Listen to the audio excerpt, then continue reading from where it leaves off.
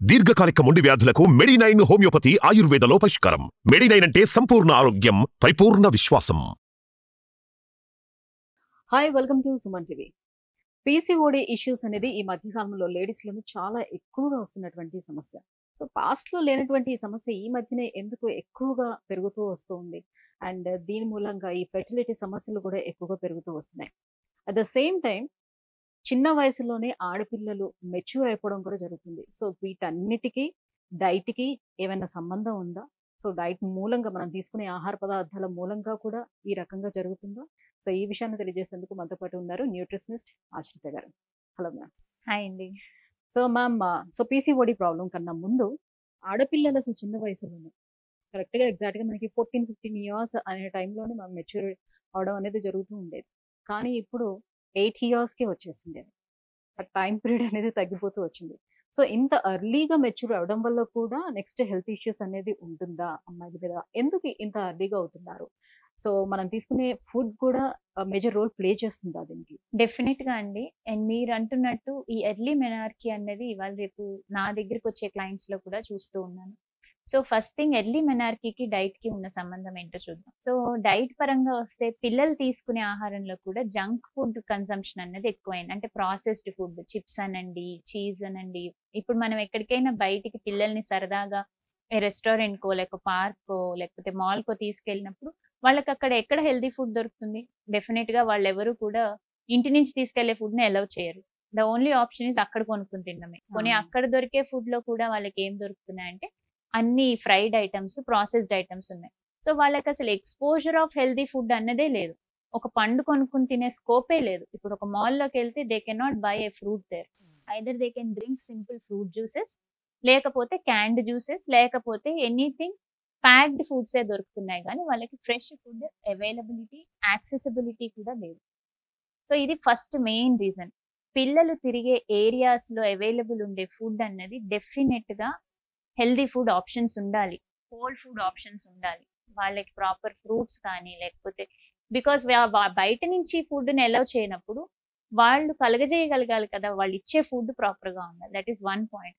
Second point వాళ్ళ environment. Everything is artificialized. వాళ్ళు ఉండే ఏరియా కానీ, తినే ఫుడ్ కానీ ప్రతీదీ ఆర్టిఫిషియల్ అయింది. రెండోది ఫైటో ఈస్ట్రోజన్స్ అని ఉంటాయి. అండ్ సూడో ఈస్ట్రోజన్స్ ఉంటాయి. ఫైటో ఈస్ట్రోజన్స్ అంటే మనకి గుడ్ ఫుడ్ ద్వారా దొరికేవి. Which are very good for our body. Pseudo estrogens అంటే మనకి ఎన్విరాన్మెంటల్‌గా వచ్చేవి. మనం తీసుకునే ఆహారం, ప్రాసెస్డ్ ఆహారం ద్వారా రావచ్చు. లేకపోతే మనం పీల్చే గాలి, వేసుకునే బట్టలు, యూజ్ చేసే కాస్మెటిక్స్, వీటన్నిటి నుంచి కూడా మనకి సూడో ఈస్ట్రోజన్స్ వస్తాయి. అండ్ ఇంకొక మేజర్ మిల్క్.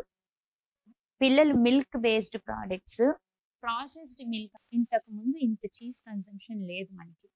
రెండోది మిల్క్ కన్సంప్షన్ కూడా it has become very high.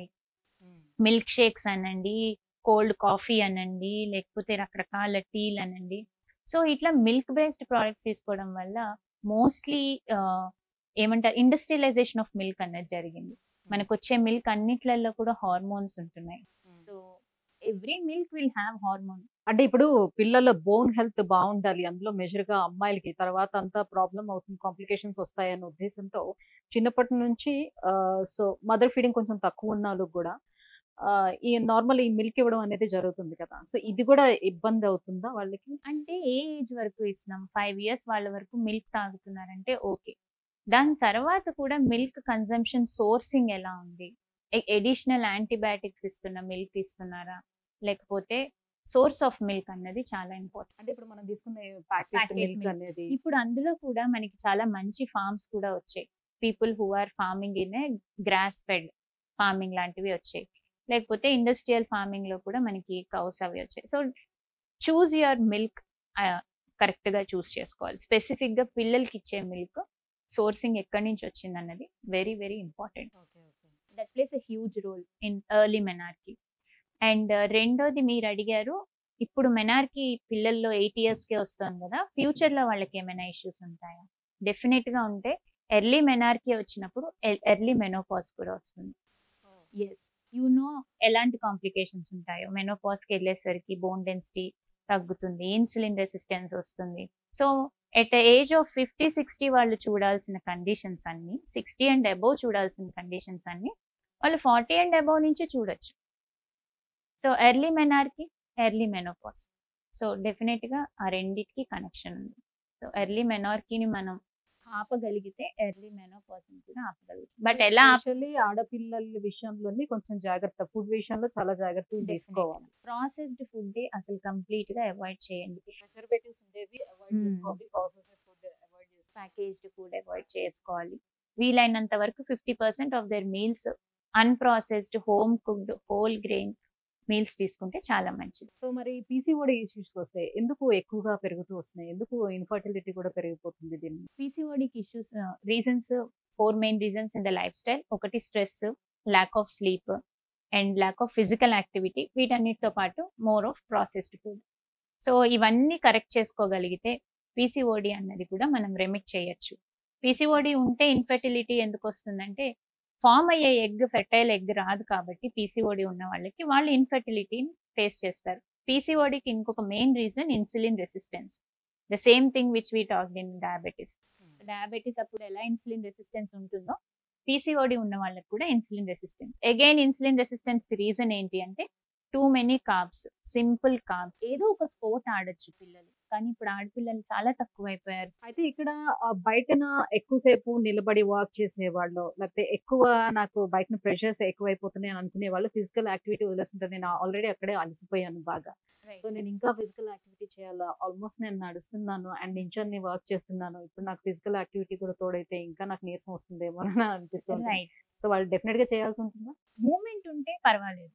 మీరు మూమెంట్ లేకుండా 6-7 అవర్స్ కంటిన్యూస్ గా నుంచుంటే మటుకు మీ బ్యాక్ స్ట్రెయిన్ అవుతుంది. సో అలా వర్కింగ్ జాబ్ ఉన్న వాళ్ళు డెస్క్ దగ్గర చేయగలిగే ఫిజికల్ యాక్టివిటీస్ కూడా ఉంటాయి. సో అలాగా డెస్క్ బేస్డ్ ఫిజికల్ యాక్టివిటీస్ చేస్తే మంచిది. అలాగే ఎక్కువసేపు కూర్చోవాలి అనుకున్నప్పుడు కూర్చుని మనం చేయగలిగిన యాక్టివిటీస్ చేయొచ్చు. ఫర్ ఎగ్జాంపుల్ మీకు కంటిన్యూస్ గా మీటింగ్స్ ఉన్నాయంటే దానికి తగ్గట్టు ఫిజికల్ యాక్టివిటీ మనం డిజైన్ చేసుకోవచ్చు. ఎలా ఉన్నా సరే ఫిజికల్ యాక్టివిటీ అయితే కంపల్సరీ. ఒకే పొజిషన్ లో ఎక్కువసేపు ఉండకూడదు, అది కూర్చోవడమైనా నుంచోవడమైనా సరే. సో డెఫినెట్ గా physical activities for everybody. Stretching మంచిది, స్ట్రెంగ్త్ ట్రైనింగ్ ఎస్పెషల్ గా చాలా మంచిది పీసీఓడి లాంటి ఇష్యూస్ ని రిజాల్వ్ చేయడానికి. కార్డియో అండ్ స్ట్రెంగ్త్ ట్రైనింగ్ అంటే కొంచెం వెయిట్స్ ఎత్తడం కానీ, లేకపోతే ఓన్ బాడీ వెయిట్ తోటి స్ట్రెంగ్త్ ట్రైనింగ్ కానీ, మజిల్ బిల్డప్ చేస్తే ఇన్సులిన్ రెసిస్టెన్స్ తగ్గుతుంది. బికాస్ మీ మజిల్ షుగర్స్ ని వాడుకుంటుంది కాబట్టి ఎక్సెస్ షుగర్స్ ఉండవు కాబట్టి ఎక్సెస్ ఇన్సులిన్ కూడా రిలీజ్ అవ్వదు. సో ఇప్పుడు అమ్మాయిల ఓవరీలో ఎగ్స్ అనేది హెల్దీగా ఉండాలి అంటే చిన్నప్పటి నుంచి వాళ్ళకి ఎలాంటి డైట్ ని ఇస్తూ రావాలి? అమ్మాయిలు హెల్దీ ఎగ్స్ కోసం కొన్ని ఫుడ్స్ చెప్తాను. Sprouts, flax seeds, pumpkin seeds, ఇవన్నీ హెల్దీ ఎగ్ ప్రొడక్షన్ కి ఉపయోగపడతాయి. కాబట్టి మీ డైట్ లో ఇవన్నీ ఖచ్చితంగా ఉండేలా చూసుకుంటే మీ ఎగ్ క్వాలిటీ బాగుంటుంది. As such whole egg is also very useful for healthy egg production. So egg లో ఉండే ప్రోటీన్ చాలా మంచిది. సో ఒక హోల్ ఎగ్ ఇచ్చిన పిల్లలకి రోజు 1 ఎగ్ ఇవ్వచ్చు. సో రోజు ఒక ఎగ్ తిన్నా సరే వీళ్ళ ఎగ్ ప్రొడక్షన్ బాగుంటుంది. ఫోలిక్ యాసిడ్ ఎక్కువ ఉన్న ఫుడ్స్ తీసుకుంటే ఎగ్ ప్రొడక్షన్ బాగుంటుంది. అయితే thank you so much. So చాలా మంచి ఇన్ఫర్మేషన్ ఉండే ఒక వీడియో కూడా మనం చేశారని నేను అనుకుంటున్నాను. చాలా మంచి ఇన్ఫర్మేషన్ ఇచ్చారు. Thank you so much.